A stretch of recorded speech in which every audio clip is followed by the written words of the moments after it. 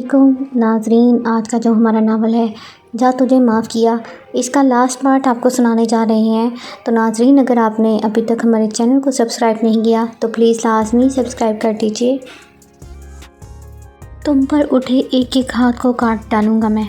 ज़रतिशा खुद में सुकून उतरता महसूस करने लगी। यूं ही समीर के सीने पर सर टिकाए बहुत देर आंसू बहाती रही। समीर ने उसे रोने से नहीं रोका। वो ज़रतिशा के आंसू अपने दिल पर गिरते महसूस कर रहा था। ज़रतिशा ने उसकी शर्ट को मुट्ठियों में जकड़ रखा था, जैसे डर हो कि वो फिर से दूर न चला जाए। समीर खुद को ज़रतिशा का गुनहगार महसूस कर रहा था। ज़रतिशा की आंख कब लग गई उसे पता ही नहीं चला। अब वो मुतमईन सी थी। समीर जो उसके साथ था, उसे यकीन था कि वो उसे कुछ नहीं होने देगा।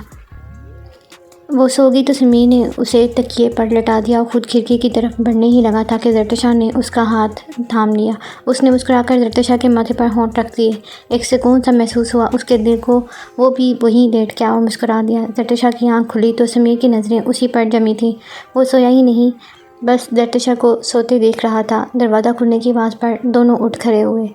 ज़रतिशा समीर के पीछे छुप गई।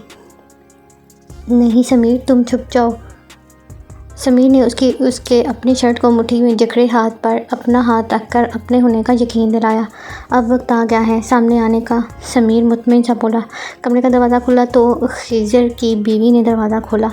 सामने का मंजर देखकर वो चिल्ला उठी। ज़रतिशा समीर के पीछे खड़ी थी और समीर बिना डरे खिज़र की बीवी को देख रहा था। चेहरे पर गुस्से के वाज़ेह आसार थे। तभी खिज़र और बशर भी वहाँ पहुँचे और सामने का मंजर देखकर उनका खून खोल उठा। समीर अपनी जगह से नहीं हिला।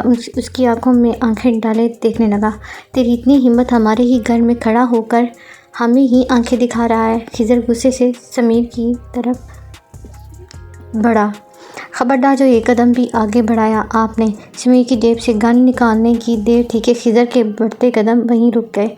अच्छा, तो अब तू हमें इस खिलौने से डराएगा? एक तो हमारी इज्जत से खेला, तू निकाह कर लिया उससे। अरे उसे तो अब बहन कहने को भी दिल नहीं कर रहा। तुम दोनों को ज़िंदा नहीं छोड़ूंगा मैं। बशर बंदूक का रुख समीर की तरफ मोड़ते हुए बोला। लो, कर लो अपना शौक़ पूरा। समीर गन वापस जेब में रखते हुए बोला। बशर ने गोली चलाई मगर बंदूक में गोलियां ही नहीं थीं। ये कैसे हो सकता है? कैसे चलाओगे? ये गोलियां तो मेरे पास हैं। तुम बड़ी प्लानिंग से यहाँ आए हो बेटा, मगर हमने भी चूड़ियाँ नहीं पहन रखी। आज तुम यहाँ से ज़िंदा वापस नहीं जा सकते। खिज़र गुस्से से समीर की तरफ बढ़ा। उसे मारने के लिए हाथ बढ़ाया ही था कि समीर ने उसका हाथ थामकर पीछे धकेला। खिज़र लड़खड़ाते हुए दीवार से जा टकराया। ये मारपीट आपके बस की बात नहीं साले साहब। बेहतर है कि हम ये मामला प्यार से निपटा लें। हमारा निकाह तो हो चुका है। ज़रतिशा अब मेरी बीवी है। 50 लाख दो और अपनी बीवी को यहाँ से ले जाओ हमेशा के लिए। बशर की बात सुनकर ज़रतिशा ने चौंक कर अपने भाई की तरफ देखा। वो भाई जिससे उसका खून का रिश्ता था। हाँ, पूरा 50 लाख दो और उसे अभी यहाँ से ले जाओ। हमें उसकी कोई ज़रूरत नहीं है। खिज़र भी बोल पड़ा। लाला, आप ये सब क्या कर रहे हैं? ये क्या कह रहे हैं? मैं आपकी बहन हूँ। मेरा सौदा तय कर रहे हैं आप लोग। ये कैसा रिश्ता है? कोई रिश्ता नहीं है हमारा तुम्हारा तुमसे। तुम हमारी बहन नहीं हो, बस हमारे बाप की बेटी हो। बाबा ने हमारी माँ के मरने के बाद तुम्हारी माँ से शादी कर ली थी। फिर जब तुम इस दुनिया में आई तो बाबा हम दोनों को तो जैसे भूल ही गए। तुम उनकी आँख का तारा बन गई और हम लावारिसों की तरह घर के किसी कोने में पड़े रहते। बहुत नाइंसाफ़ियाँ हुई हमारे साथ। फिर हमें तुम्हारी अम्मा को मारना पड़ा। वो दोनों भाई एक दूसरे की तरफ देखकर मुस्कुरा दिए। खुद नहीं मरी थी वो, हमने मारा था उसे गला दबाकर, और तुम्हें भी मार देते उसी दिन अगर बाबा अचानक घर ना आ जाते। उस दिन के बाद हमें कभी कोई मौका ही नहीं मिला, वरना तुम्हें कब का मार दिया होता। हमें तो कभी बाप का प्यार नसीब नहीं हो सका। हमने सोचा था कि तुम्हारी माँ मर गई है तो बाबा फिर से शादी कर लेंगे तुम्हारी खातिर, और तुम भी घर के किसी कोने में पड़ी रहोगी, मगर ऐसा नहीं हो सका। अब्बा ने तीसरी शादी नहीं की। उन्होंने सारी ज़िंदगी तुम्हारे नाम वक़्फ़ कर दी। बिज़नेस में भी अच्छा खासा नुकसान पहुंचा उनको, सिर्फ़ और सिर्फ तुम्हारी वजह से। और बाबा ने हमें स्कूल से हटाकर दुकानें संभालने को बोल दिया। हमारा मुस्तकबिल बस इन छोटी सी दुकान के सहारे रह गया। लेकिन तुम्हारी पढ़ाई में उन्होंने कोई खलल नहीं आने दिया। बस उनकी वजह से चुप थे हम दोनों, वरना तुम्हें कभी भी घर से कदम बाहर न निकालने देते। और बाबा ने सारी जायदाद भी तुम्हारे नाम कर दी। बशर नफ़रत भरे अंदाज में बोला, हमें वो ज़मीन जायदाद और 50 लाख चाहिए। अगर दे सकते हो तो बता दो, वरना तुम यहाँ से चलते बनो। यही रस्म है जो हमारे यहाँ बरसों से चली आ रही है। बाप की विरासत में बेटी का कोई हक नहीं होता और शादी से पहले शोहर अपनी होने वाली बीवी के लिए जहेज़ की रकम खुद अदा करता है। मैं इन फजूल रस्मों को नहीं मानता खिज़र साहब। ये सारी रस्में आपकी अपनी पैदावार हैं। इस्लाम में तो ऐसा कुछ नहीं है। समीर, जो अब तक चुपचाप सब सुन रहा था, गुस्से से बोल पड़ा, बात पैसों की नहीं है। मैं अपनी बीवी की खातिर अपने खून का एक एक कतरा बेच सकता हूँ। पैसे तो बहुत छोटी बात है, मगर मैं ख़त्म करना चाहता हूँ इन जाली रसूमात को, और शुरू तुमसे होगा। मैं तुम्हें एक पैसा नहीं दूंगा। शरई और कानूनी तौर पर ज़रतशा मेरी बीवी है। तुम लोग मुझसे उसके साथ ले जाने से नहीं रोक सकते। लाला, आप लोग ये क्या कह रहे हैं? मैं आपकी बहन हूँ, आप दोनों मेरे सगे भाई हैं। वो खिज़र के पास जा रुके। दोनों की बीवियाँ भी यहाँ आ चुकी थीं। तुम हमारी बहन नहीं हो, समझी? खिज़र ने उसे दूर धकेला। ज़रतशा गिर जाती, मगर समीर ने उसे थाम लिया। अब मैं अपनी बीवी के साथ किसी किस्म की ज़्यादती बर्दाश्त नहीं करूँगा। बस बहुत हो गया तुम दोनों का तमाशा। ये मेरी बीवी है, कोई सामान नहीं जो तुम दोनों उसकी कीमत लगा रहे हो। अच्छा, अगर ऐसा करोगे तो यहाँ से वापस नहीं जा सकोगे कभी भी। खिज़र फिर से उसकी जानिब बढ़ा। मैं यहाँ से जा रहा हूँ अपनी बीवी को लेकर। हिम्मत हो तो रोक लेना मुझे। वो दोनों को चैलेंज करता हुआ ज़रतशा का हाथ हमें बाहर की तरफ बढ़ा। वो दोनों भाई उनके रास्ते में आ रुके।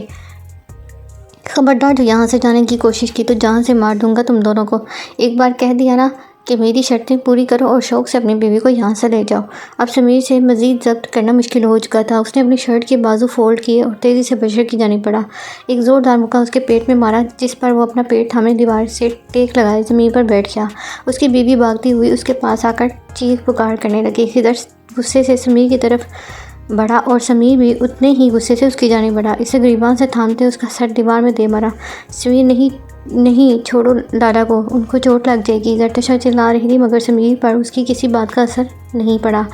एक बार कहा ना मेरी बीवी है, कोई सामान नहीं। एक बार की कहीं समझ नहीं आई तुम्हें? नहीं समीर, छोड़ दो। ज़रतशा चिल्ला रही थी और खिज़र की बीवी भी, मगर समीर अंधाधुंध उसे मार रहा था। रुक जाओ समीर। समीर के कानों में जब ये आवाज़ पड़ी तो वो उसे छोड़ते हुए वापस पलट डाल। नाजिया, तुम यहाँ कैसे? और ये कौन है तुम्हारे साथ? फैसल और नवीद, तुम दोनों भी यहाँ? ज़रतशा उन सब को अचानक यहाँ देखकर हैरान रह गई। मेजर ज़ोया अजनान, नाजिया नहीं। मतलब? ज़रतशा को उसके जवाब पर हैरत हुई। उसकी नज़र उसकी आंखों पर पड़ी। वो बिना ऐनक पहने गन ताने खड़ी थी। हाँ, मेजर ज़ोया हूँ मैं, और ये हैं मेजर अजनान। बाकी सबको तो जानती ही हो तुम। ये सब क्या कह रही हो तुम? मैं कुछ समझ नहीं पा रही। ज़रतशा का सर चकरा रहा था। बहुत जल्दी समझ आ जाएगा तुम्हें सब कुछ, वो बोलती हुई आगे बढ़ गई।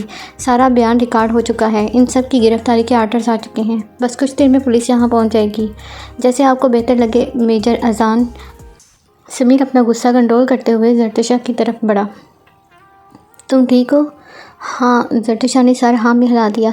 चंद लम्हों बाद पुलिस वहाँ पहुँची और खिज़र और बशर दोनों को गिरफ्तार करने लगी। उनके साथ लेडीज़ पुलिस भी थी, जो कि ज़रतशा की दोनों भाभियों को गिरफ्तारी के लिए आई थी। समीर, ये सब क्या हो रहा है? पुलिस इन सबको कहाँ लेके जा रही है? ज़रतशा की आंखों में आंसू थे और रुकने का नाम ही नहीं ले रहे थे। ये लोग जेल जा रहे हैं, शायद उम्र भर कैद की सज़ा मिली इन्हें। ज़रतशा, तुम अपने कमरे में चलो, आराम से बैठो, सब बताता हूँ। समीर उसे साथ लिए कमरे की तरफ बढ़ गया। ज़रतशा को सोफे पर बैठा दिया और पानी का गिलास उसकी तरफ बढ़ाया। लेकिन क्यों समीर? उनका गुनाह इतना बड़ा तो नहीं है।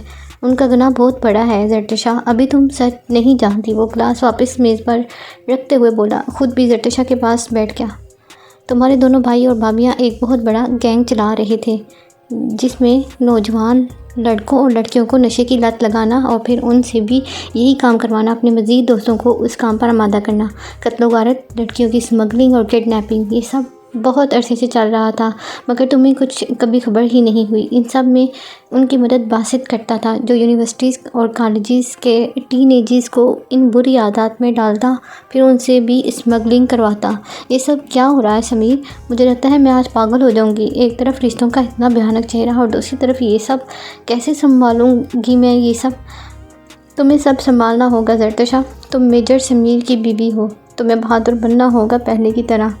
तुम्हारी बहादुरी ने ही मुझे मजबूर किया तुमसे मोहब्बत करने के लिए। संभालो खुद को, मैं हूँ ना तुम्हारे साथ। ज़रतशा ने आंखों से भीगी पलकें उठाकर समीर की तरफ देखा और आंसू पोंछती हुई मुस्कुरा दी। समीर भी मुस्कुरा दिया। बासित की सच्चाई तो देख ही ली होगी तुमने मेरे कमरे में। अगर उस दिन में मैं तुमसे निकाह नहीं करता तो बासित तुम्हें किडनैप करवा कर तुम्हारा भी सौदा करवाने वाला था। और वो लड़कियों को ऐसे ही नहीं बेचते, उनका निकाह करवा देते हैं ताकि अगर उनके घर वाले उनसे पहुंच भी जाएं तो वो निकाहनामा दिखाकर उनको ये कह सकें कि उनकी बेटी अपनी मर्ज़ी से उनके साथ है। अगर वह लड़की पहले से शादीशुदा हो तो ऐसी लड़की उनके किसी काम की नहीं होती। उसे या तो ये लोग मार कर उसके अज़ाब भेज देते हैं या फिर अपने साथ इसी काम में मुलविस कर लेते हैं। क्योंकि बासित का फ़ोन मैंने हैंग किया था तो उसे तुम्हारे बारे में किसी से बात करते सुन लिया और उसी दिन तुमसे निकाह करने का सोच लिया। मगर जैसा सोचा था वैसा नहीं हो सका। बासित खुद वहाँ आ गया तुम्हारे साथ। तुम्हें मेरे बारे में मज़ीद बदगुमान कर रहा था वो। इससे पहले कि मैं तुम्हें खो देता मुझे उसी वक्त निकाह करना पड़ा समीर। लेकिन तुमने ये क्यों किया? मतलब ये क्यों कहा था कि बासित का निकाह मुझसे होगा? अगर वो मान जाता तो ऐसा नहीं हो सकता था, क्योंकि मैं जानता था कि वो कभी ये निकाह नहीं करेगा। अपनी बहनों की मर्ज़ी के बगैर वो कोई काम नहीं करता और उसकी बहनें इस शादी से कभी भी राज़ी नहीं थी। उनका मकसद तो बस तुमसे जायदाद अपने नाम करवा कर तुम्हें किसी से निकाह करवाकर उस घर से हमेशा हमेशा के लिए रुखसत करवाना था, जो मैं कभी नहीं होने दे सकता था। मैं तुम्हें सब सच बताकर अपने घर में ये निकाह करना चाहता था मगर ऐसा नहीं हो सका। उसके बाद मुझे इमरजेंसी जाना पड़ा।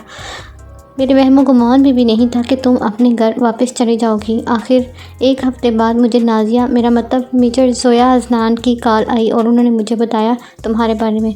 तो फिर क्या आना पड़ा मुझे जनाब को लेने। वो घुटनों के बल ज़रतशा के सामने बैठ गया। उसके दोनों हाथ थाम लिए। तो क्या माफ़ कर दिया अपने इस नादान दीवाने को? नहीं, ज़रतशा ने सर नफ़ी में हिला दिया। अच्छा, अगर माफ़ नहीं किया तो गांव से वापस आते सारे रास्ते आंसू की बहा रही थी। तुमने कब देखा मुझे रोते हुए? ज़रतशा हैरान होते हुए बोली। समीर मुस्कुरा दिया। वो इसलिए कि ड्राइवर को सब नज़र आता है और बैक मिरर में मुझे तुम्हारी रोनी सूरत साफ नज़र आ रही थी। तुम्हारे आंसू मुझे अपने दिल पर गिरते महसूस हो रहे थे। मगर उस वक्त मैं मजबूर था। ये देखना चाहता था कि वाकई तुमने मुझे माफ़ कर दिया है या नहीं। तुम्हारा बार बार मेरा नंबर डायल करना और आंसू बहाना, मुझे उसी वक्त यकीन हो चुका था कि तुमने माफ़ कर दिया है मुझे। उसके बाद मुझे वापस मिशन पर जाना पड़ा। अब हमारे लिए बासित की गिरफ़्तारी बहुत ज़रूरी हो चुकी थी। उस वक़्त हम सब यूनिट पर थे और बासित के एक साथी से पूछगिछ में मसरूफ़ थे कि मेजर ज़ोया वहाँ आई और मुझे बताया कि मेरी एक बुरी खबर है। मैं कुछ देर बाद फ्री हुआ तो उनको कॉल की तो पता चला कि तुम्हारे भाई तुम्हें घर ले गए हैं। मैं उसी वक्त बासित के पास पहुंचा मगर क्योंकि मेरा फ़ोन बंद होने की वजह से बासित की वो कॉल नहीं सुन सका जिसमें उसने खिज़र को कॉल की और हमारे निकाह के बारे में बताया था। मगर मेजर ज़ोया को बासित पर शक था और मुझे पूरा यकीन था कि ये काम बासित ही का है। बासित को किस तरह हॉस्टल से यूनिट तक लाना था हमें और मुझे बहुत गुस्सा भी था उस पर। तो उसी वक्त हॉस्टल पहुंचा और उससे हाथापाई करते हुए उसे बेहोश कर दिया मैंने। फैसल और नवीद उसे हॉस्पिटल ले जाने के बहाने उसे यूनिट ले गए। मारपीट और चंद घंटों की भूख प्यास के नतीजे में बासित अपना मुंह खोल ही दिया।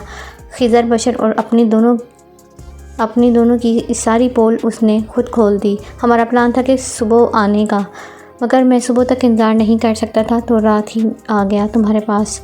बाकी सब तो याद है तुम्हें। अब तुम आराम से बैठो, घर में नाश्ता कर लेना, मैं कुछ देर तक वापस आ जाऊंगा। मिशन कामयाब हो चुका है और मेरा भी जाना बहुत ज़रूरी है।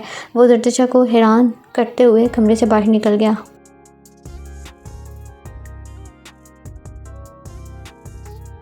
ज़रतशा बस हैरान सी उसे जाते देखती रह गई।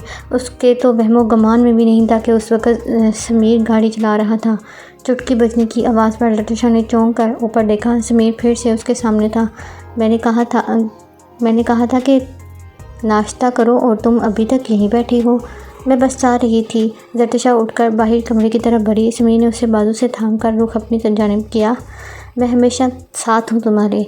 आज के बाद ये उदासी नज़र ना आए मुझे। वही पहले वाली हंसती मुस्कुराती ज़रतुशा वापस चाहिए मुझे, वो जो बात बात पर मुझ पर पानी उलटते। समीर की आखिरी बात पर ज़रतुशा मुस्कुराए बगैर ना रह सकी। बस यही वाली मुस्कुराहट देखना चाहता हूँ मैं हमेशा। वो आगे बढ़ा और ज़रतुशा के माथे पर होंठ रखते हुए वापस पलटा। ज़रतुशा हैरान सी रह गई समीर की इस हरकत पर। समीर मुस्कुरा दिया। जल्दी वापस आ रहा हूँ मैं। वही दिलफरेब मुस्कुराहट होंठों पर सजाए कमरे से बाहर निकल गया। ज़रतुशा भी मुस्कुराती हुई कमरे से बाहर निकल गई। सारा घर वीरान सा हो गया। ज़रतुशा उदासी में अपने लिए नाश्ता बनाकर कमरे में वापस आ गई। मुश्किल आधा पराठा ही खा सकी वो। आंसू थे कि रुकने का नाम ही नहीं ले रहे थे। ये सब जितना आसान लग रहा था उतना आसान नहीं था। वो भाई जिनके साथ मेरा बचपन गुजरा, वो कैसे मेरे दुश्मन बन सकते हैं। हमारी बाहें अलग थी मगर बाप तो एक ही था ना। एक ही बाप की औलाद थे हम, तो फिर क्यों लाला, क्यों किया आपने मेरे साथ ऐसा। मुझसे माँ की मोहब्बत छीन ली और पापा के बाद आप दोनों ही मेरे लिए माँ और बाबा थे। ये हक भी छीन लिया मुझसे। मैं आप सबको कभी माफ़ नहीं करूँगी। मेजर समीर साहब नहीं आए हमारे साथ। गाड़ी चलाते हुए अजनान ने ज़ोया से सवाल किया मगर ज़ोया ने कोई जवाब नहीं दिया, उल्टा मुँह दूसरी तरफ मोड़ लिया। ज़ोया कुछ पूछा है मैंने यार। अब की बार अजनान का लहजा थोड़ा अच्छा था। उसको इस बात से मतलब मेजर अजनान, ज़ोया रूठे से लहजे में बोली। मतलब तो है मेरी मिसिस की इतनी मेहनत लगी है इस मिशन में, मेरा मतलब समीर को ज़रतुशा से मिलाने में। आखिरी बात पर अजनान अपनी हंसी ना रोक सका। आप मजाक बना रहे हैं मेरा। अरे नहीं, मैं तो ये कहना था बहुत अच्छा काम किया है मेरी वाइफ ने। मैं बहुत खुश हूँ। Oh really. ज़ोया को जैसे शौक़ लगा। जी मैं बहुत खुश हूँ और मिशन भी मुकम्मल हुआ। ये मिशन ख़त्म हो ही गया फाइनली, मगर मैं ज़रतुशा को लिए बहुत दुखी हूँ। उसके साथ इतना बेवक्त गुज़रा, बहुत अच्छा गुज़रा है मेरा, और वो बहुत अच्छी लड़की है। उसके भाइयों की इसलिए सामने आने पर वो टूट चुकी है। डोंट वरी ज़ोया, समीर है उसके साथ, वो संभाल लेगा। वो खुद बहुत अच्छा इंसान है, बस थोड़ा अकड़ू है, मगर मोहब्बत इंसान को बदल देती है और मैं ये बदलाव समीर में देख चुका हूँ। उम्मीद है उनके आने वाली ज़िंदगी खुशियों से भरी हो। आमीन। ज़ोया ने दिल से आमीन बोला। जो भी हो, समीर अपना काम बहुत लगन से करता है, हर मिशन पूरे दिल से मुकम्मल करता है, इतनी आसानी से अपना रहन सहन बदलता है कि कोई देखने वाला सोच भी नहीं सकता कि ये एक आर्मी ऑफिसर है। बस उसकी यही अदा मुझे बहुत पसंद है, इसलिए तो हर बार उसके साथ मिशन पर निकलता हूँ। पहले तो आप बहुत ख़िलाफ़ हो रहे थे मेरे, अब कैसे समझ लगी आपको? वो इसलिए कि मैंने जब इन दोनों को एक साथ देखा और ज़रतुशा के लिए समीर की फ़िक्रमंदी देखी तो एहसास हुआ कि मेरी ज़ोया ने दो दिलों को मिलाकर बहुत अच्छा काम किया है। अजनान ने उसका हाथ थाम कर होंठों से लगा लिया। ज़ोया ने मुस्कुराते हुए अपना हाथ वापस खींच लिया। मेजर साहब ड्राइविंग पर ध्यान दें, ये रोमांस का वक्त नहीं है। ज़ोया की बात पर अजनान मुस्कुरा दिया मगर ज़ोया का हाथ फिर से थाम लिया। अब की बार उसने हाथ वापस नहीं खींचा। दोनों खुशी खुशी अपनी मंजिल की जानिब बढ़ रहे थे। ज़ोहर का वक्त हो चुका था, समीर अभी तक वापस नहीं आया था। ज़रतुशा के लिए बैठ कर उकता चुकी थी। वज़ू करने के बाद नमाज अदा की और नीचे सहन में आकर बैठ गई समीर के इंतज़ार में। कुछ ही देर बाद गेट पर दस्तक हुई। ज़रतुशा डरती हुई गेट तक पहुंची। कौन बमुश्किल इतना ही बोल सकी, समीर। दूसरी तरफ ने समीर की आवाज़ पर ज़रतुशा ने सुख का साँस लिया और दरवाज़ा खोल दिया। समीर मुस्कुराते हुए अंदर आया और ज़रतुशा ने गेट बंद कर दिया। तैयार हो जाओ ज़रतुशा, हमें निकलना है अभी। वो थका सा सोफे पर बैठते हुए बोला। कहाँ जाना है हमें? ज़रतुशा पूछे बिना ना रह सकी। अरे भाई, अपने घर जाना है और कहाँ। अम्मा को कॉल कर दी है, वो सब हमारा इंतज़ार कर रहे हैं। जल्दी कर लो, बहुत लंबा सफ़र है यार, और वापसी पर यूनिवर्सिटी से तुम्हारा सामान भी लेना है। मेरा सामान? लेकिन क्यों समीर? घर क्यों जाना है? मैं हॉस्टल में रह लूँगी, बार बार अच्छा नहीं लगता। इम्पॉसिबल, कोई ज़रूरत नहीं हॉस्टल जाने की। क्यों अच्छा नहीं लगता ज़रतुशा? वो तुम्हारा घर है, अच्छा बुरा लगने वाली तो कोई बात ही नहीं। लेकिन समीर। क्या समीर? जितना कहा है उतना करो, चुपचाप जाकर तैयार हो जाओ, और कुछ नहीं सुनना चाहता मैं। अंदाज़ हुक्माना था। लेकिन मेरी पढ़ाई का क्या होगा? मैं पढ़ना चाहती हूँ समीर। तो पढ़ो ना, किसने रोका है पढ़ने से? मगर अब तुम हॉस्टल में नहीं रहोगी, घर बैठकर पढ़ना जो दिल चाहे। इस्लामाबाद ओपन यूनिवर्सिटी में एडमिशन हो जाएगा तुम्हारा। घर बैठकर असाइनमेंट बनाकर सेंड करो, ऑनलाइन लेक्चर्स देखो, और फिर भी कोई प्रॉब्लम हो तो मैं हाजिर हूँ। हिना भी वहीं से एफ़ए कर रही है, उसको जो मदद चाहिए हो मैं करता हूँ, तुम्हारी भी कर दिया करूँगा। अब तो कोई मसला नहीं है ना? नहीं, रटिशा गुस्से से पैर पटकती ऊपर चली गई। सारे कपड़े तो हॉस्टल ले गई हूँ मैं अब। ये तो फंक्शंस वाले सूट हैं, ये कैसे पहनूँ मैं? उफ, क्या मुसीबत है। रटिशा अलमारी खोले परेशान सी खड़ी थी। आखिरकार एक हल्के से काम वाला काला सूट पहनकर नीचे चली आई। उसे आते देखकर समीर मुस्कुराते हुए उसकी तरफ बढ़ा। ब्लैक कलर, वाओ, मेरा फेवरेट कलर मेरी मिसेस पर बहुत अच्छा लग रहा है। वो चंद लम्हों के लिए रटिशा के चेहरे में घुस सा गया। उसकी झुकी लंबी घनी पलकें, आंखें बिना काजल के ही बहुत गहरी थीं और ब्लश करते गाल। वो बिना मेकअप किए बहुत प्यारी लगी रही थी। समीर पलकें झपकाए बिना देखता रह गया। आज से पहले शायद कभी इतने गौर से देखा ही नहीं उसने जरतिशा को, या फिर जरतिशा को काला रंग बहुत सूट करता है। वो फैसला नहीं कर पा रहा था। क्या हुआ? अभी तो कह रहे थे जल्दी करो और अब हिलने का नाम ही नहीं ले रहे। हाँ, वो मैं कह रहा था कि दरवाज़े वगैरह अच्छी तरह बंद कर दो। अब हमें दोबारा यहाँ नहीं आना। क्यों नहीं आना हमें दोबारा यहाँ? ये मेरा घर है, मेरे बाबा का घर है। जरतिशा आंसू बहाने लगी। वो इसलिए कि अब यहाँ कोई है नहीं तुम हमारा। जब यहाँ आएंगे पुराने ज़ख्म फिर से ताज़ा हो जाएंगे। गाड़ी में बैठो, मैं आ रहा हूँ। समीर के कहने पर भी जरतिशा वहीं खड़ी आंसू बहाती रही। जरतिशा, मैंने कहा गाड़ी में बैठो जाकर। आपकी बार उसका लहजा थोड़ा सख्त था। वो आंसू पूछती हुई एक आखिरी नज़र घर पर डालती हुई बाहर की तरफ बढ़ गई। समीर सारे दरवाजे और खिड़कियाँ बंद करते हुए चाबियाँ उठाए बाहर की तरफ बढ़ा। जरतिशा गाड़ी से टेक लगाए आंसू बहा रही थी। उफ, ये लड़की पागल है, मुझसे गाड़ी की चाबियां तो ले जाती। उसने गेट बंद कर दिया और जरतिशा के लिए गाड़ी का दरवाज़ा खोला। वो चुपचाप गाड़ी में बैठ गई। समीर ने ड्राइविंग सीट संभाली और गाड़ी स्टार्ट कर दी। कुछ देर बाद गाड़ी एक रेस्टोरेंट के बाहर रुकी। दोनों ने वहाँ से खाना खाया और सफ़र पर रवाना हो गए। काफ़ी देर तक गाड़ी में खामोशी रही। आखिर उस खामोशी को समीर की आवाज़ ने ख़त्म किया। I love you. जरतिशा ने चौंक कर समीर की तरफ देखा और मुस्कुरा दी। समीर भी मुस्कुरा दिया और जरतिशा का हाथ होंठों से लगाकर सीने से लगा लिया। दोनों मुस्कुरा दिए। सुहाना लगे हर सफ़र, तू जो साथ है, नहीं मंजिल की फ़िक्र, तू जो साथ है। अब पानी नहीं फेंकोगी? समीर यूं ही उसका हाथ हमें बोला। अगर आपके दिल चाह रहा है तो मैं आपकी ये शदीद ख्वाहिश अभी पूरी कर सकती हूँ। वो सामने पड़ी पानी की बोतल की तरफ इशारा करते हुए बोली। अब इतनी भी शदीद ख्वाहिश नहीं है ये मेरी। समीर ने मुस्कुराते हुए जवाब दिया। तो फिर क्या है आपकी शदीद ख्वाहिश?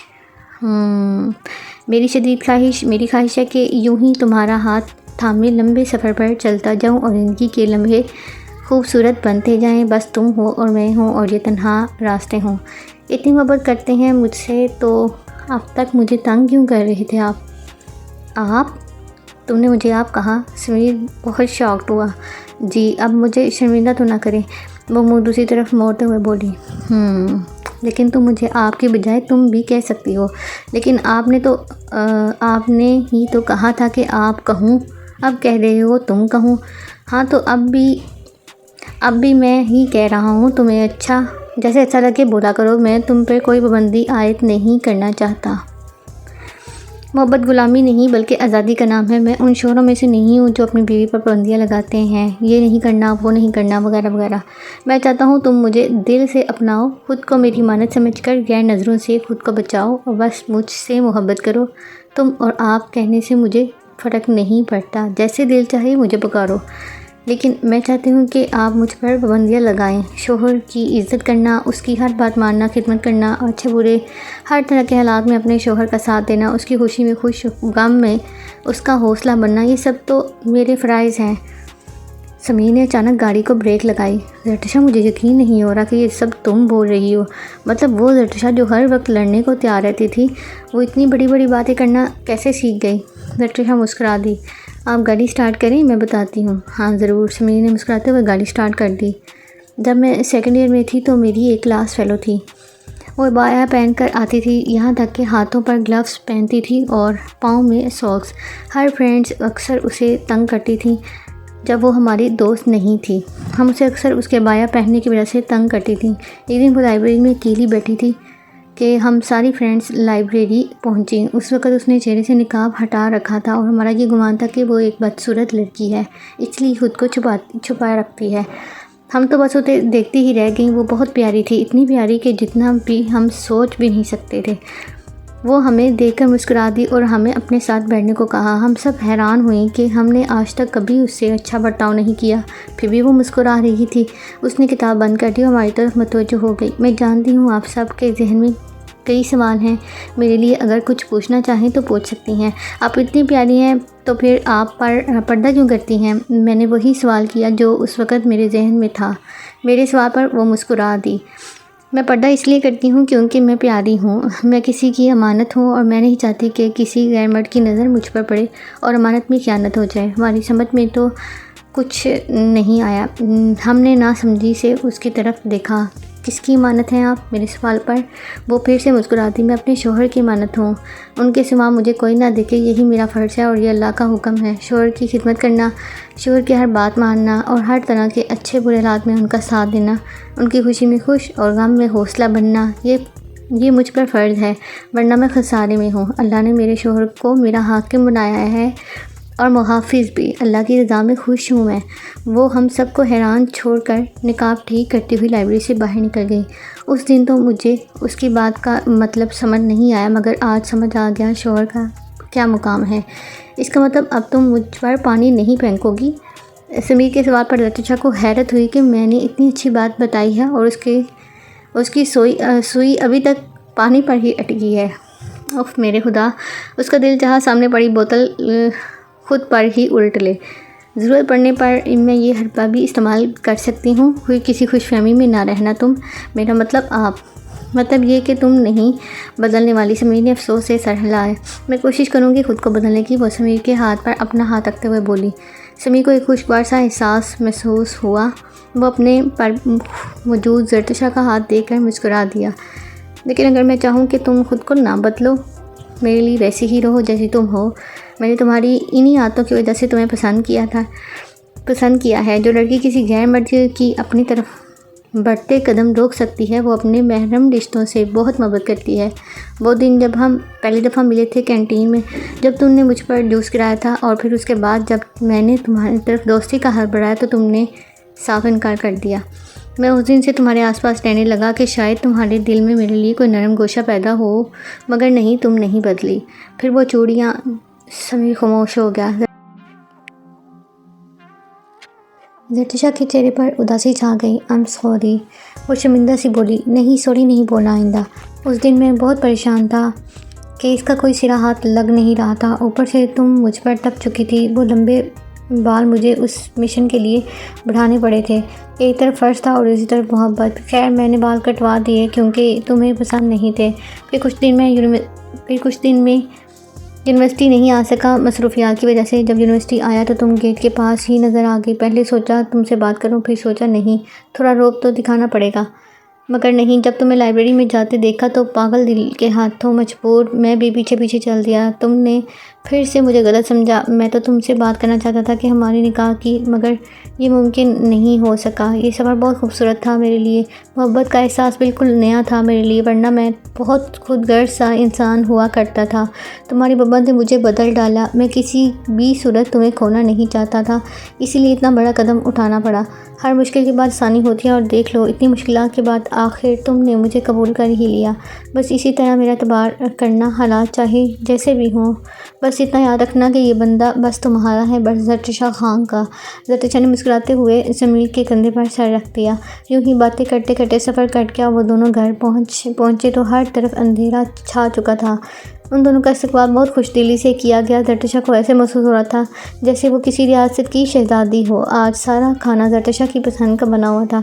वो दोनों फ्रेश होकर आए और खाना खाने के लिए बैठ गए। तभी अचानक निदा वहाँ आ गई। समीर के साथ वाली कुर्सी घसीटते हुए बैठ गई और खाने से इंसाफ करने लगी।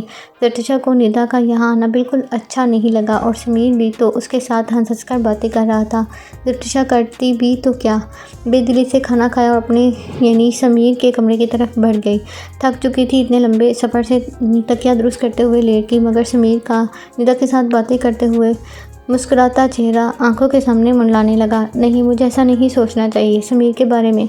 वो तो बस उसे अपनी छोटी बहन समझता है। उसने दिमाग में आने वाले फजूल ख्यालात को झटका और आंखें बंद किए सो गई। नीरा चली गई तो समीर का जरतुशा का ख्याल आया। वो मुस्कुराते हुए अपने कमरे की तरफ बढ़ा। जरतुशा को सोते देख कमरे की लाइट बंद करते हुए बाहर निकल आया। बाहर आया तो हिना उसी के इंतजार में बाहर खड़ी थी। भाई, आप ये ठीक नहीं कर रहे। क्या? समीर को हैरत हुई बहन के इस सवाल पर। भाई, आप निदा से ज़्यादा बात मत किया करें, आपका निकाह हो चुका है। समीर हंस पड़ा हिना की बात पर। तो इसमें बताने वाली कौन सी बात है? मैं जानता हूँ, मगर ये निदा से क्या मसला है अब तुम्हें? मसला है भाई, निदा का यहाँ आना मुझे ठीक नहीं लगता और भाभी को भी। क्या? जरतुशा ने ऐसा कहा तुमसे? नहीं, उन्होंने ऐसा कुछ नहीं बोला, मगर मैं आपको वार्न कर रही हूँ। खाना खाते वक्त भाभी का सारा ध्यान आप पर और निदा पर था। वो खुद को बहुत कमतर महसूस कर रही थी, इसीलिए मैं अपने कमरे में चली गई। मगर आपको तो निदा से ही फुर्सत नहीं थी। बस कर दो हिना, जो मुँह में आता है बोल देती हो। जैसे तुम सोच रही हो वैसा कुछ भी नहीं है। तुम अच्छी तरह जानती हो कि मैंने आज तक तुम्हें और हिना को एक जैसा समझा है, कभी तुम दोनों में फ़र्क नहीं किया। ये सब तुम्हारे दिमाग के पैदा की वसवसे हैं, इनको ख़त्म कर दो। भाई, मैं जानती हूँ आप निदा को बहन समझते हैं, मगर वो आपको भाई नहीं समझती। हिना, जाओ सो जाओ चुपचाप, पता नहीं क्या क्या सोचती रहती हो। वो उसकी बात को नज़रअंदाज करते हुए अपने कमरे की तरफ बढ़ गया। हिना गुस्से से पैर पटकती अपने कमरे की तरफ बढ़ गई। सुबह जरतुशा फजर की नमाज़ अदा करने के बाद नीचे आई तो हिना और समीर की अम्मी नाश्ता बनाने में मसरूफ़ थी। वो भी उनके साथ हाथ बटाना चाहती थी, मगर उन्होंने उसे काम नहीं करने दिया। ये क्या बात हुई भला? आप दोनों मुझे किसी काम को हाथ ही नहीं लगाने देते। वो इसलिए कि अभी आपके याशी के दिन है भाभी। एक बार आपकी शादी हो गई तो सब आप ही को संभालना है। हिना पराठा प्लेट में रखते हुए बोली। हिना की बात पर जरतुशा शर्मा कर नज़रें झुका गई। भाभी, आप शर्मा रही हैं। हिना कोई मौका नहीं छोड़ने वाली थी। नहीं तो मैं तो बस ऐसे ही। वो अंकल जी कहाँ हैं? वो तो कब के चले गए बगात पर। फजर की नमाज़ पढ़ने के बाद नाश्ता करते हैं और चले जाते हैं। अब शाम को आएंगे वापस। आप समीर की अम्मी की तरफ आया। अब अंकल आंटी नहीं, हमें अम्मा और अब्बा कहने की आदत डालो बेटा। जी आंटी, मेरा मतलब अम्मा जी। जरतुशा के अम्मा जी कहने पर वो दोनों माँ बेटी मुस्कुरा दी। उनको मुस्कुराते देख जरतुशा भी मुस्कुरा दी। तीनों नाश्ता करने बैठ गई, मगर जरतुशा को समीर नज़र नहीं आया। क्या हुआ भाभी, आप परेशान लग रही हैं मुझे? ओह अच्छा, समझ गई। आपकी नज़रें जिसके इंतज़ार में हैं वो यहाँ नहीं है। भाई तो सुबह ही चले गए थे ड्यूटी पर। क्या?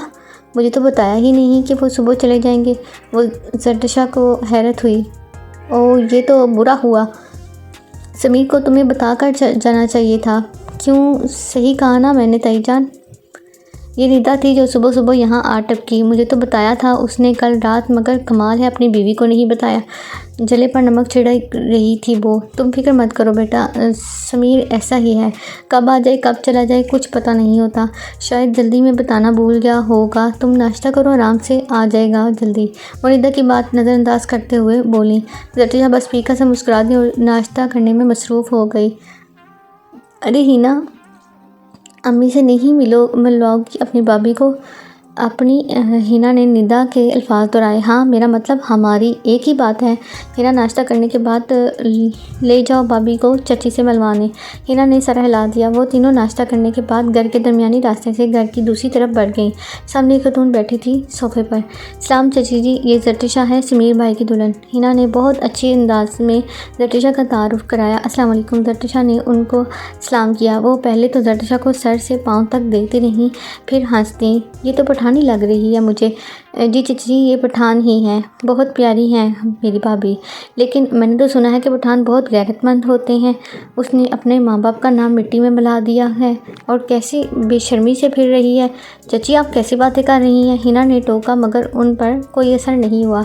अरे अम्मी छोड़ें, आजकल सब चलता है। निदा ने भी माँ की हाँ में हाँ मिलाई। उन दोनों माँ बेटी की हकारत बड़ी नज़रें जरतुशा पर ही जम गई थी, मगर वो सर झुकाए खड़ी थी। तौबा तौबा, क्या ज़माना आ गया है। समीर को और कोई लड़की नहीं मिली थी जो पठानी ब्याह लाया है। अरे मैं पूछती हूँ, आखिर क्या कमी थी मेरी बेटी में? अकल और तहजीब की कमी थी, वरना समीर भाई इसी से शादी कर लेते शायद। हिना के जवाब पर दोनों के चेहरे के तेवर बदल गए। तो चुप रह बदतमीज़। वो गुस्से से हिना की तरफ बढ़ी।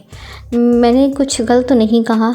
और एक बात, समीर भाई ने ये निकाह अम्मा और अब्बा की रजामंदी से किया है तो आपको कोई मसला नहीं होना चाहिए। मेरी भाभी लाखों में एक है, हीरा है हीरा। आप अपना खोटा सिक्का संभाल कर रखें अपने पास। वो जट्टिशा का हाथ थामे अपने घर की तरफ बढ़ गई और जाकर माँ को सारी बात बता दी। छोड़ो बेटा, इन माँ बेटे की आदत ही ऐसी है। बहुत कोशिश की इन्होंने समीर की निदा से बात चला सके, मगर मेरा बेटा इनकी बातों में नहीं आया और वो निदा को छोटी बहन समझता है। जट्टिशा ने बस मुस्कुराने पर इत्तफाक किया। समीर एक हफ्ते बाद अचानक घर आया। जट्टिशा की खुशी की इंतहा न रही उसे देखकर।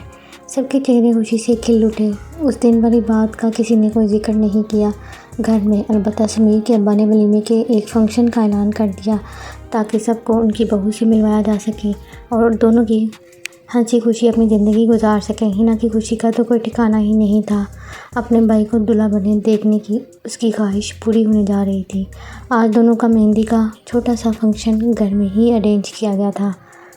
निदा जली भुनी सी बैठी थी अपनी माँ के साथ। उन दोनों को कोई मुंह नहीं लगा रहा था क्योंकि उनकी ज़ुबान हमेशा कड़वे बोल ही गलती है। निदा ने बहुत कोशिश की उन दोनों के दरमियान दूरियां पैदा करने की, मगर नाकाम रही। अगर शोहर और बीवी का एक दूसरे पर भरोसा कायम रहे तो किसी दूसरे की ज़रूरत नहीं उनके दरमियान कोई रुकावट बन सके। मेहंदी का फंक्शन घर में ही था, मगर समीर और जट्टिशा को इजाज़त नहीं थी एक दूसरे को देखने की। गांव के रिवाज के मुताबिक औरतों का फंक्शन अलग था और मर्दों का अलग। समीर उकता चुका था इन रस्मों से। अब ये क्या बात हुई भला? बंदा अपनी बीवी को भी देख नहीं सकता। वो फैसल और नबी की तरफ देखते हुए बोला। उन दोनों ने समीर की हालत देखते हुए कहका लगाया। समीर ने अफसोस से सर हिलाया। हंस लो बदतमीज़ो, जब तुम लोगों का वक्त आएगा तब मैं भी ऐसे ही हंसूँगा। ये तीनों बचपन के दोस्त हैं, उनके घर भी इसी गाँव में हैं। तीनों ने एक साथ ही आर्मी ज्वाइन की।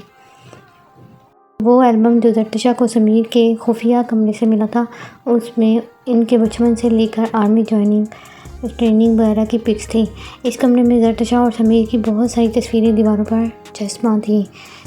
जो जब उन दोनों की मुलाकात होती, नाजिया मेरा मतलब मेजर जोया ने अपने कमरे में कैद की थी कि सारी तस्वीरें समीर की मोहब्बत का मुँह बोलता सबूत थी।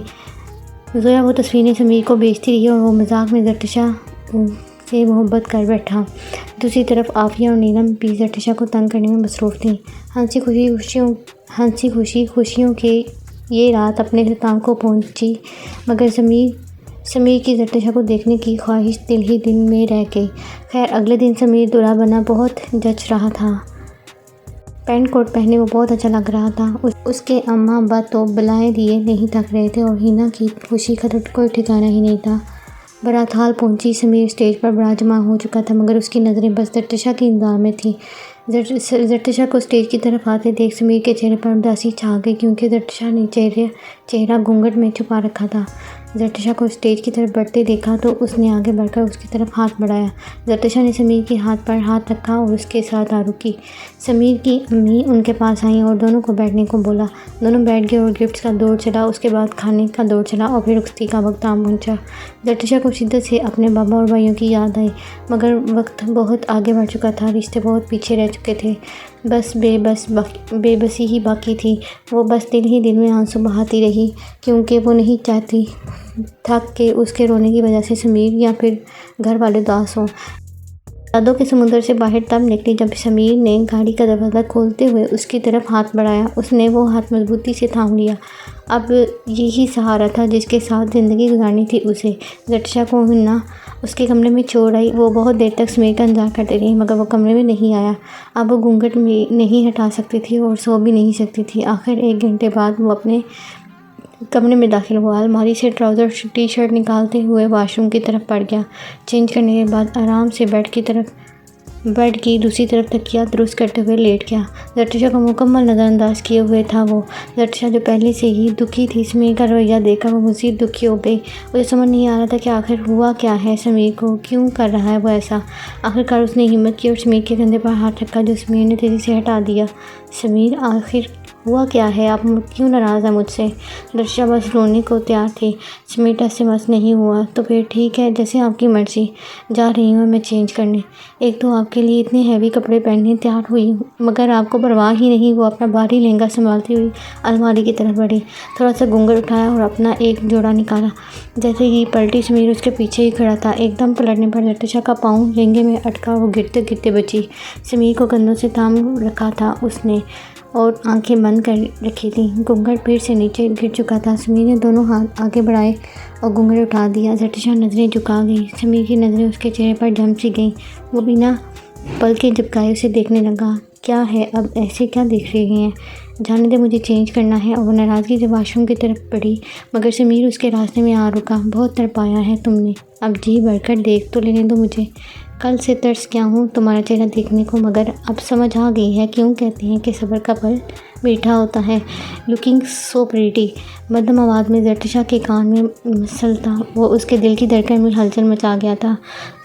ज़रतिशा शर्माकर आगे बढ़ी। समीर फिर से उसके रास्ते में आ रुका। ज़रतिशा का हाथ थामा और दराज से रिंग निकालकर उसे पहना दी और हाथ होंठों तक ले गया। ज़रतिशा ने अपने हाथ तेज़ी से वापस खींचा और पानी का गिलास उठाकर समीर पर उल्ट दिया।